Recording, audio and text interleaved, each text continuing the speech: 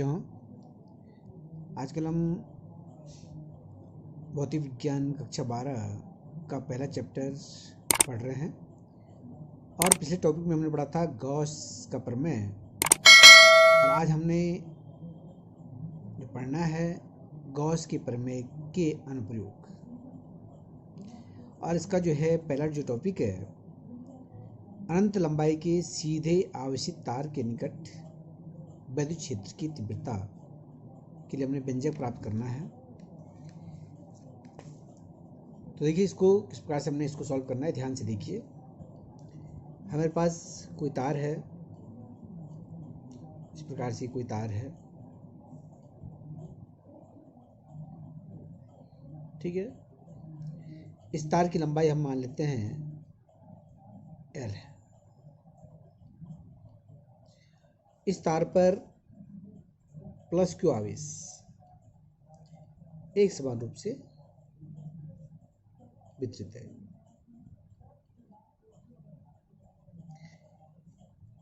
एक विमीय है ये। तो पिछले टॉपिक में हमने पढ़ा था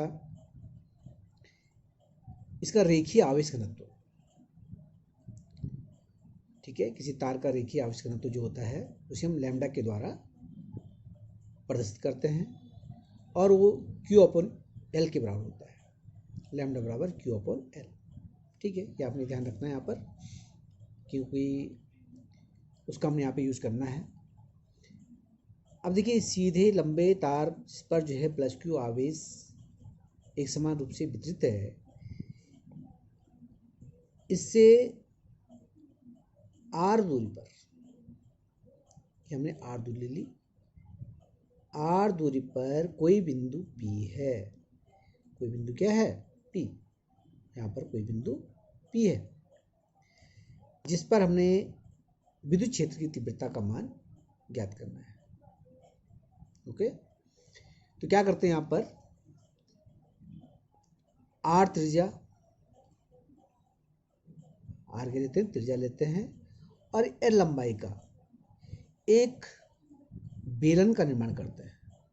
इस प्रकार से यहाँ पे R त्रिज्या ले लेंगे, ठीक है।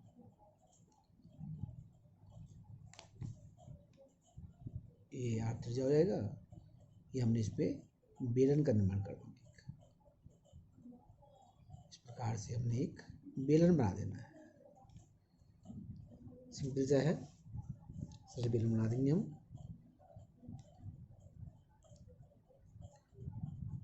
R त्रिज्या और L लंबाई का। इस प्रकार से इसको सीधे खींचना है, ठीक है। इस तरीके से हम यहाँ पर इसको ले लेंगे और इसका जो है बेलन बना देंगे। ये हमारे पास क्या हो गया है, एक बेलन का निर्माण हो गया है, ठीक। R त्रिज्या और L लंबाई का हमने एक बेलन बना दिया है। इस बेलन को जो हम क्या कहते हैं, गॉसियन पृष्ठ कहते हैं, क्योंकि इसकी यहाँ पर जो है दूरी P की दूरी और इस पीछे जो है दूरी क्या होगी, बराबर होगी, क्योंकि इसकी जो त्रिज्या जो क्या होगी, बराबर होगी, ठीक है। तो ये क्या बन जाता है, एक गॉसियन पृष्ठ हमारे पास बन जाता है। इस पर समान आवेश आ जाता है, ठीक है। हमने P पर जो है विद्युत क्षेत्र की तीव्रता का मान ज्ञात करना है। तो इसके लिए क्या करते हैं, हम इस बेलन को जो गॉसियन पृष्ठ है इसको छोटे छोटे जो है खंडों में मार देते हैं और यहाँ पर हम एक खंड लेते हैं P पर क्या करते हैं, एक खंड लेते हैं जिसका क्षेत्रफल D है। क्या क्षेत्रफल इसका? D है, ठीक है। इस DA क्षेत्रफल पर जो विद्युत क्षेत्र की दिशा है इस प्रकार से होगी। विद्युत क्षेत्र की दिशा है E और जो क्षेत्रफल वेक्टर है उसकी दिशा भी तल के सीधे बाहर की ओर लंबवत होती है, ठीक है ना। तो इस प्रकार से ये भी क्या होगी, लंबवत हो जाएगी। तो DA की दिशा जो क्षेत्रफल वेक्टर DA है और E जो विद्युत क्षेत्र है, दोनों जो है एक ही दिशा में एक दूसरे के समांतर है। ठीक, इतना समझ गए। तो यहाँ पर जो है डी ए और ई के बीच में जो कोण बनेगा वो क्या होगा, 0 डिग्री का कोण बनेगा। ठीक है, तो इतना हम समझ गए। अब इसके बाद क्या करना है, हमारे पास यहाँ पर 3 पृष्ठ है। बेलन पर कितने पृष्ठ है हमारे पास, 3 पृष्ठ है। एक पृष्ठ तो हमने ये देख लिया, इसे कहते हैं वक्र पृष्ठ। ये पूरा हमारा क्या है, वक्र पृष्ठ है। और ये हमारे पास ऊपर और नीचे जो है ये 2 यहाँ पर समतल पृष्ठ है। हमने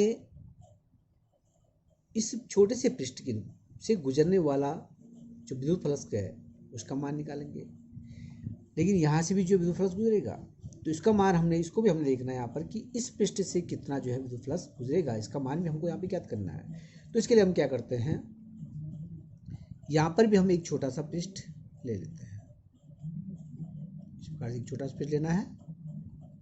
ठीक है, और इस पृष्ठ से यहाँ देखेंगे हम, ये आपके पास विद्युत क्षेत्र की दिशा हो गई। और इस क्षेत्रफल वेक्टर जो इसको होगा, इसका यहाँ पर जो स्मॉल हमने क्षेत्रफल ले रखा है डी ए, इसका जो क्षेत्रफल वेक्टर है उसकी जो दिशा होगी वो क्या होगी, पृष्ठ के लंबवत होगी। तो पृष्ठ की लंबवत इस प्रकार से होगी। ये यहाँ पर जो क्षेत्रफल वेक्टर जो हमारे पास है उसकी दिशा हो जाएगी। ओके, अब हम यहाँ पे देख रहे हैं ये दोनों एक दूसरे के क्या है, लंबवत हो रहे हैं, यानी कि इनके बीच में जो कोण बनेगा वो 90 अंश का बनेगा। ऐसा कोण बनेगा, ये 90 अंश का कोण बनेगा। सेम इसी प्रकार से हम नीचे भी ले सकते हैं। नीचे इधर पृष्ठ का हो गया, इधर जो आपके पास विद्युत क्षेत्र की दिशा हो गई, ये भी आप एक दूसरे क्या होंगे, लंबवत होगी। यानी कि जो यहाँ से जो है विद्युत फ्लक्स गुजरेगा वही इस पृष्ठ से विद्युत फ्लक्स गुजरेगा। ठीक है, इतना। अब इसको हमने जो है लिख देना है, परीक्षा में लिखना बहुत जरूरी होता है। तो आप किस प्रकार से इसको लिखेंगे वो हम आपको फिर एक बार बता देते हैं। माना अनंत लंबाई का एक सीधा आवेशित तार L है, जिस पर प्लस क्यू आवेश एक समान रूप से वितरित है, और तार का रैखिक आवेश घनत्व वो क्या है, लैम्डा है। माना तार से r दूरी पर कोई बिंदु P है, जिस पर हमने विद्युत क्षेत्र की तीव्रता का मान ज्ञात करना है।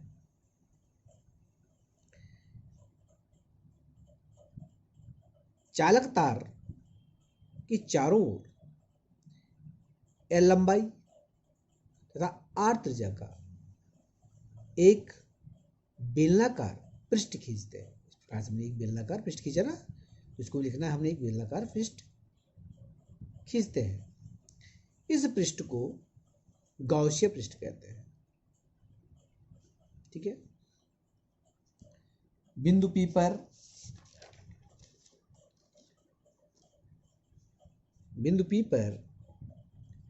हमने विद्युत क्षेत्र की तीव्रता का मान ज्ञात करना है। एक छोटा सा पृष्ठ है, यहाँ से गुजरने वाला जो विद्युत फ्लक्स है, इस डीए क्षेत्रफल से गुजरने वाला विद्युत फ्लक्स का जो मान है, सर्वप्रथम उसका मान निकालना हमने। फिर यहाँ से गुजरने वाला निकालेंगे, फिर इस पृष्ठ से गुजरने वाला निकालेंगे, और उसके बाद हमने संपूर्ण पृष्ठ से गुजरने वाला, संपूर्ण जो गाउसीय पृष्ठ है उससे गुजरने वाला विद्युत फ्लक्स का मान ज्ञात करेंगे। और विद्युत फ्लक्स का मान ज्ञात करने के बाद हमारा क्या काम रह जाएगा, विद्युत क्षेत्र की तीव्रता का मान ज्ञात करना बिंदु P पर। तो पहले करते हैं हम इस डीए क्षेत्रफल में से गुजरने वाला विद्युत फ्लक्स, तो इसको हम इस प्रकार से लिखेंगे, बिंदु P, या इसको लिखेंगे डीए क्षेत्रफल से गुजरने वाला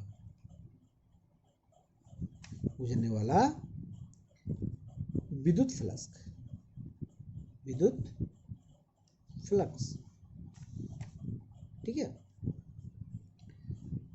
क्योंकि हमारे पास ये क्षेत्रफल बहुत छोटा है, डीए क्षेत्रफल है, स्मॉल हमने क्षेत्रफल ले रखा है, अल्पांश ले रखा है, तो इससे जो है छोटा क्षेत्रफल होगा तो उससे विद्युत फ्लक्स जो गुजरेगा वो कम गुजरेगा। तो इसको हम लिखते हैं डी फाई ई बराबर E इंटू डी ए, इतना विद्युत फ्लक्स यहाँ पे गुजरेगा।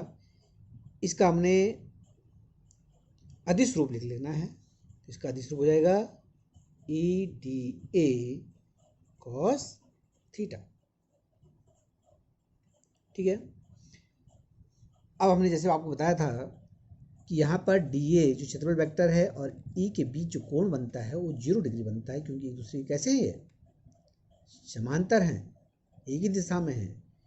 तो यहाँ पर इन दोनों के बीच जो कोण बनेगा वो 0 डिग्री बनेगा। तो हम यहाँ पे लिख लेते हैं चूंकि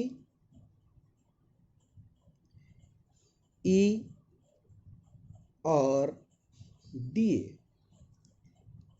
के बीच का कोण थीटा बराबर 0 है, अतः कॉस 0 डिग्री बराबर हो जाएगा 1। ठीक। तो यहाँ पर जो है मान रख देंगे हम, तो ये आपको आ जाएगा D phi E that is equal to E into D A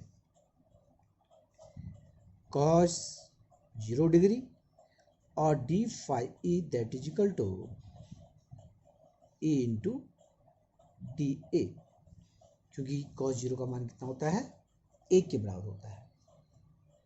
ठीक है, ये हमारा निकल गया है। जो ये पृष्ठ आपके पास है, यानी कि जो वक्र पृष्ठ यहाँ पर है जिसका क्षेत्रफल डी ए है, वक्र पृष्ठ, उससे गुजरने वाला विद्युत फ्लक्स का मान निकल गया है। अब हम जो आपके पास समतल पृष्ठ है, यहाँ पे भी हम डी ए क्षेत्रफल लेते हैं, समतल पृष्ठ पे भी हम क्या लेते हैं, डी ए क्षेत्रफल ही लेते हैं, और इस डी ए क्षेत्रफल से गुजरने वाला विद्युत फ्लक्स का मान हम ज्ञात कर लेते हैं। तो लिख लेंगे इसको, समतल पृष्ठ पर लिए गए अल्पांश क्षेत्रफल डी ए से गुजरने वाला विद्युत फ्लक्स। ठीक है, तो कर दीजिए इसको, आएगा D phi that is equal to A into D A. बिल्कुल उसी प्रकार से लिखेंगे हम, इसका अदिश रूप लिख लेंगे A D A cos theta. हमने आपको बताया था यहाँ पर जो डी ए और ई के बीच जो कोण बन रहा है वो 90 अंश का बन रहा है। ठीक है, तो लिख लेंगे चूंकि ई और डी ए, ये हमने लिखा हुआ समतल पृष्ठ के लिए है ये। ठीक है, समतल पृष्ठ पर तो ई और डी ए के लिए थीटा बराबर है 90 डिग्री। तो cos 90 degree that is equal हो जाएगा 0। यहाँ पर हम मान रखते हैं, तो D phi E that is equal to E D A cos 90 degree और कॉस 90 दैट इज 0। तो ये हमारे पास आ जाएगा D phi E that is equal to 0। ठीक है, डी फाई का मान आ जाएगा 0। तो यहाँ पर जो है आप देख रहे हैं कि समतल जो पृष्ठ है आपके पास है, इस समतल पृष्ठ से गुजरने वाला विद्युत फ्लक्स का मान 0 है। तो जिस प्रकार से ऊपर ये समतल पृष्ठ है, इससे गुजरने वाला विद्युत फ्लक्स का मान 0 है, इसी प्रकार से नीचे वाला जो आपके पास समतल पृष्ठ है, इससे भी गुजरने वाला विद्युत फ्लक्स का मान क्या होगा, 0 होगा। ठीक, तो अब हम यहाँ पर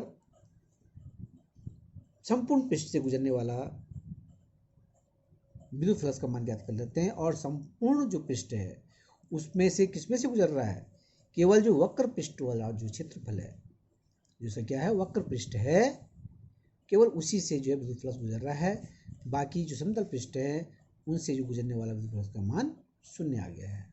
ठीक है, तो अब निकाल लेते हैं इसको। संपूर्ण पृष्ठ से,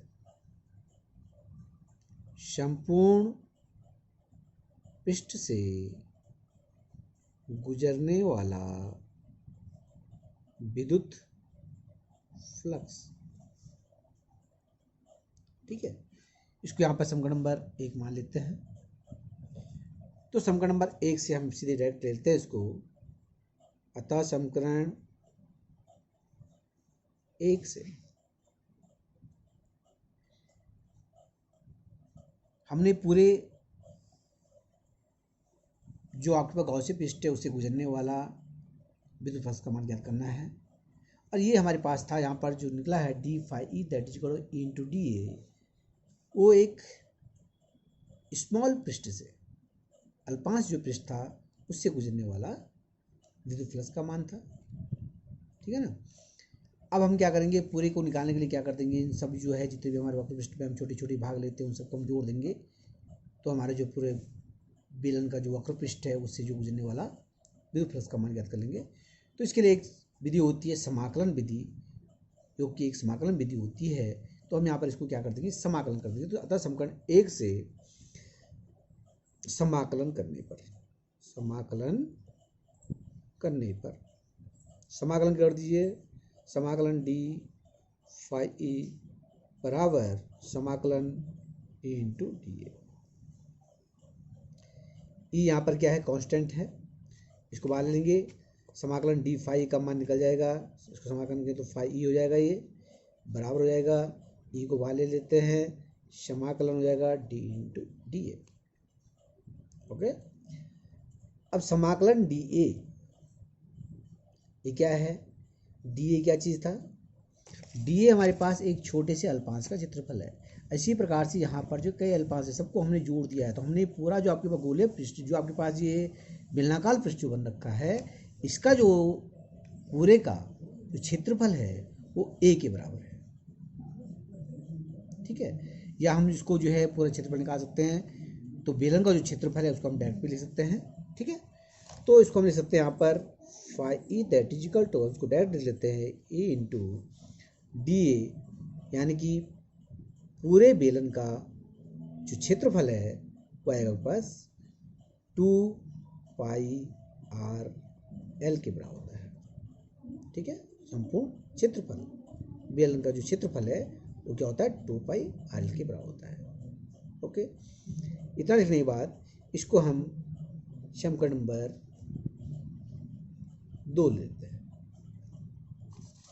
ठीक है, अब देखिए आगे क्या होता है। आगे जो है बिल्कुल आप नज़दीक पहुंच चुके हैं, तुरंत आपके पास विद्युत क्षेत्र का मान ज्ञात होने वाला है। तो इस समीकरण नंबर 2 तक हो चुका है हमारे पास। अब क्या करना है हमने यहाँ पर हम गाउस के प्रमेय से लेंगे। अब गाउस के प्रमेय से, गाउस के प्रमेय से क्यों ले रहे हैं, क्योंकि हम गाउस के ही अनुप्रयोग कर रहे हैं, इसलिए हम गाउस के प्रमेय से कर रहे हैं। ओके, तो देखिए गाउस के प्रमेय से क्या होता है हमारे पास, phi E that is equal to Q upon epsilon naught. चलो इसको समीकरण नंबर 3 मान लेते हैं। अब समीकरण नंबर 2 और 3 को हम कंपेयर करते हैं, कि तुलना करते हैं आपस में। तो समीकरण नंबर 2 में हमने देखा phi E that is equal to E into 2 pi R L, और समीकरण जो आपके पास गॉस के प्रमेय है उसमें भी फाई ही है, दोनों इक्वल हैं। तो हम क्या कर देंगे, जब लेफ्ट साइड इक्वल होता है तो राइट साइड भी इक्वल होगा, दोनों में समान विद्युत प्लस बह रहा है। ठीक है ना, तो ये आ जाएगा आपके पास E into 2 pi R L that is equal to Q upon epsilon naught. और हमने ई का मान निकालना, हमने क्या निकालना है, विद्युत क्षेत्र की तीव्रता। क्या उद्देश्य था हमारा, कि बिंदु पी पर विद्युत क्षेत्र की तीव्रता का मान ज्ञात करना है। तो ये निकल गया ना, निकल गया। ई बराबर आ जाएगा Q upon epsilon nought into 2 pi R L. इसका इधर मल्टीप्लाई हो जाएगा क्रॉस मल्टीप्लिकेशन। और इसको हम इस प्रकार से इसको जो है थोड़ा सा सजावटी रूप में लिख लेते हैं। 1/2 पाई, जैसे 4 पाई एप्सिलॉन 0 होता है ना, उसी प्रकार से यहाँ पे 2 पाई है तो 2 पाई लिखेंगे। 2 पाई epsilon nought into Q upon R L. तो सजावटी रूप में लिख लेते हैं। तो इस प्रकार से ये आपके पास क्या गया है, बिंदु P पर विद्युत क्षेत्र की तीव्रता का मान निकल गया है। अब हम जानते हैं, क्या जानते हैं, Q अपॉन एल क्या होता है ये रेखीय पृष्ठ घनत्व, ठीक है ना, किसी तार का रेखीय पृष्ठ घनत्व होता है। तो हम यहाँ पर जो जानते हैं Q अपॉन एल का मान लैम्डा के बराबर होता है, तो यहाँ पर लिख देंगे E बराबर 1/2 pi epsilon nought into lambda upon are.